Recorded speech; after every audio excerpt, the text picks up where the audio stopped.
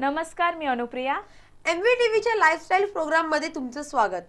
आज मी तुम्हाला आपल्या MVTVच्या प्रोग्राममध्ये हेअरस्टाईल बद्दल काही सांगणार आहे. आपल्या हेअरस्टाईलची काळजी कशी घ्यायची, ते कसे मेंटेन ठेवायचे किंवा आपल्या चेहऱ्याला कोणती हेअरस्टाईल चांगली दिसेल हे आम्ही दोघी तुम्हाला सांगणार आहे. तर अनुप्रिया, आजच्या मुलींना तू कोणती हेअरस्टाईल सगळ्यात सोपी आहे आणि कोणती सजेस्ट करशील? मला सांग पूजा, तुला कोणती हेअरस्टाईल करायला आवडेल?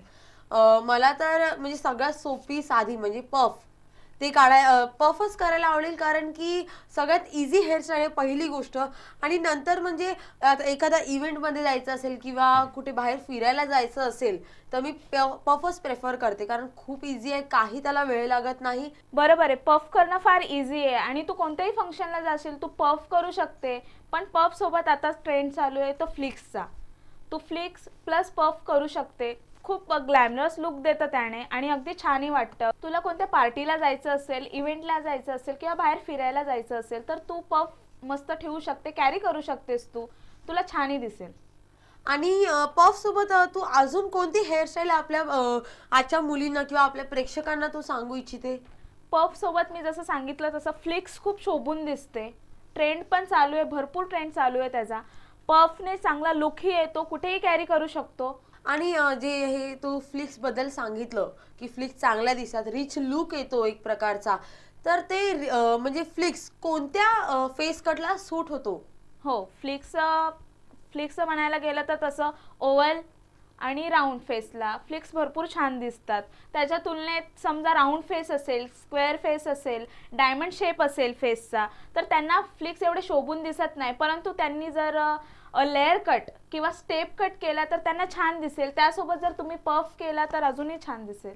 आणि आता तू जसं सांगितलं की ओव्हल आणि लॉंग हेअर म्हणजे लॉंग फेस कटला फ्लिक्स खूप छान दिसतात, पण तसं मग बघायला गेलं तर फ्लिक्स आपण मेंटेन कसे ठेवायचे?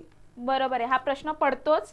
कारण फ्लिक्स जेव्हा आपण करतो तेव्हा दिसायला खूप छान दिसतं, पण काही एक महिन्यानंतर ते एकदम अनमॅनेजेबल दिसतात, चांगले दिसत नाही, कारण त्याची वाढ झालेली असते. तर आपण घरच्या घरी उपाय म्हणून ट्रिम करू शकतो त्याला. अगदी सोपं आहे ट्रिमिंग करणं. ट्रिम म्हणजे आता सपोज भीती वाटते की घरी आपण जर ट्रिम केली तर काही वेगळाच हेअर कट नाही झाला पाहिजे, तर तू काय सजेस्ट करशील की ट्रिम नक्की करायचं तरी कसं? नाही, ट्रिम करणं म्हणजे अगदी केस कापायचे नाहीयेत आपल्याला. अगदी जे वाढलेले केस आहेत थोडेफार ते ट्रिम करायचे, त्याने लुकही चांगला येईल आणि आपल्याला जशी हेअरस्टाईल आहे तशी मेंटेन ठेवता येईल. पण आता ट्रेंड वाढलेला आहे, म्हणजे आपण आता हायलाइट करतोय, केस हायलाइट केले जातात, केसांना कलर केले जातात, आयनिंग केली जाते, स्ट्रेटनिंग वापरतात, कर्ल्स आहे. त्याच्यामुळे कदाचित मला असं वाटतं आपण फॅशन करायच्या नादात केसांची हानी पण होते. बरोबर बोलीस तू. आपण या फॅशनच्या नादात कुठेतरी विसरतो की आपण केसांची निगा नाही ठेवत आहे किंवा फ्लिक्सला कलर करून हायलाइट्स करून केस डॅमेज होतात हे आपण विसरून जातोय. तर तू आपल्या प्रेक्षकांना काय सजेस्ट करशील, ती काय करू नये? पूजा, तसं पाहायला गेलं तर आजकालच्या तरुणींमध्ये केस गळती ही समस्या फार उद्भवते. याचं कारण असं की आपण केस हायलाइट करतो, ट्रिम करतोय, पण केमिकलचा वापर जास्त करतोय. म्हणजे आपले शॅम्पू म्हणा, कंडिशनर म्हणा, किंवा आपण केस हायलाइट करतो, ट्रिम करतोय, तर त्याच्यात केस गळती फार होते. मग याच्यावर तुला कसं वाटतं की काय उपाययोजना कराव्या लागतील? बरोबर बोलतेस तू. ऍक्च्युली आपण जेव्हा शॅम्पू वगैरे वापरतो किंवा जेव्हा केस हेअर हायलाइट्स करतो, तर ते हायलाइट्स करू नये किंवा आपण हायलाइट्सच्या नादात आजकाल ब्लीच वापरतात, तर ते ब्लीच वापरू नये, कारण की त्या ब्लीचमुळे केस डॅमेज होतात. किंवा हेअर कलर जो करतो ब्लॉन्ड करण्यासाठी वगैरे जो ही हेअर कलर करतो, तर तो करू नये. आपले जे नॅचरल हेअर आहे तेच खूप सुंदर दिसतात, कारण की जर आपण हेअर कलर केला किंवा हायलाइट केले तर केस डॅमेज होतात, स्प्लिट एंड्स येतात, त्यामुळे केसांचे भरपूर प्रॉब्लेम होतात. आणि जेव्हा आपण केस स्ट्रेट करायला जातो की छान लुक येईल, छान दिसेल ते, तर तोही करू नये मला असं वाटतं, कारण की तोही एक प्रकारचं त्याच्यामुळे आपल्याला प्रॉब्लेम होतो. केसही कमी होतात, गळणं चालू होते, डॅन्ड्रफचा प्रॉब्लेम होतो. आणि आयनिंग करायचं म्हटलं तर केस स्ट्रेट करा, हेही चांगलं आहे, पण तुम्ही आयर्नने स्ट्रेट नका करू, हे मला तुम्हाला सांगावं असं वाटतं, कारण की आयर्नने स्ट्रेट केलं की केस एकदम भरपूर कमी होतात आणि खूप डॅमेजही होतात. आणि जर बघायला गेलं तर तुम्ही शॅम्पूचा वापर एकदम कमी करा, कारण शॅम्पूमध्ये खूप जास्त प्रमाणात केमिकलची भेसळ असते. तसं आता कंडिशनर वगैरे शॅम्पू ज्या आले आहेत, आपण बोलतो की हा मला हे शॅम्पू खूप चांगलं दिसतं, ॲडच्या मोहात येऊन मला हे शॅम्पू खूप छान दिसतं, हे कंडिशनर खूप छान दिसतं, पण ते तसं नसतं. आपल्याला वाटतं की आपलं एखादं शॅम्पू आपल्याला सूट करतं, पण ते सूट नसतं होत. आपले केस किती गळतात आपल्याला कळत नाही ते. तर त्यामुळे तुम्ही शॅम्पू वगैरे घेणं टाळा. जे आयुर्वेदिक हर्बल प्रोडक्ट आहेत ते वापरा, किंवा आयुर्वेदिक ज्या वस्तू आहेत त्या वापरा, जसं शिकेकाई, आवळा यांचा जास्त वापर करा, दही लावा.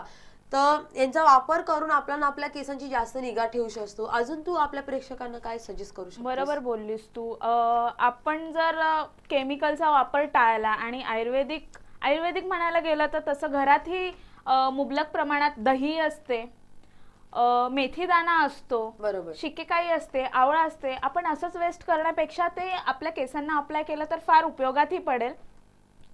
आणि तसंच मुबलक प्रमाणात आपण आहार घेतला तर केसांवर ते फार इफेक्ट होतो. म्हणजेच जसं सकाळचं अंड खाणं, दूध पिणं, 8 ग्लास पाणी पिणं आणि फळभाज्या खाणं, चांगले ताजी फळं खाणं, यामुळे आपल्या केसांवर चांगला परिणाम दिसून येतो. एकदम बरोबर बोलली अनुप्रिया, कारण की जेव्हा आपण स्ट्रीट फूड खातो, म्हणजे खाण्याच्या नादात येऊन जेव्हा आपण स्ट्रीट फूड वगैरे खातो, तेव्हा आपण विसरून जातो की याचा कुठे ना कुठे परिणाम आपल्या हेल्थवर होतोच, पण आपल्या केसांवरही यांचा परिणाम जास्त प्रमाणात होतो. आपले केस गळायला चालू होतात, डॅन्ड्रफ त्याच्या प्रमाणात चांगला खूप डॅन्ड्रफ येतो डोक्यात, आणि कारण की ती जी ऑइल असतं त्याचा आपल्या केसांवर खूप जास्त परिणाम होतो.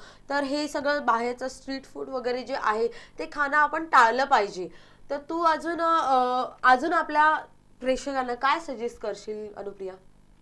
तेच की केस आयनिंग करू नका. अगदी केले तर त्यांना मेंटेन कसं ठेवायचं, घरगुती उपाय, साधे सोपे उपाय ते करून पहा.